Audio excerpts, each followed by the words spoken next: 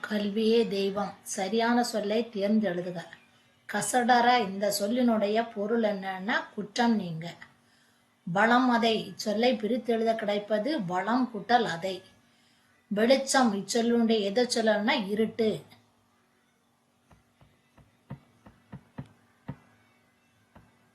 எதிர்ச்சொல் நன்மை தீமை. புகழ் இகழ். வெற்றி தோல்வி. வெளிச்சம் இருட்டு. தோன்றும் மறையும்.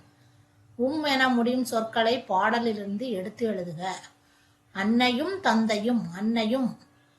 கண்ணனும் கல்வியும் கண்ணனும் உருது. பொன்னையும் மண்ணையும். நன்மையும் மென்மையும். புகழும் நன்மை.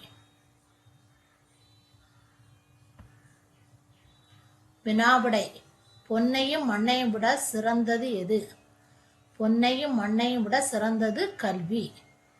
கல்வியை எவ்வாறு கற்க வேண்டும்?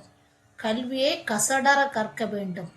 கசடறங்கிறது என்னன்னா குற்றம் நீங்க, அதாவது தெளிவாக பிழை இல்லாமல் தெளிவாக கற்க வேண்டும்.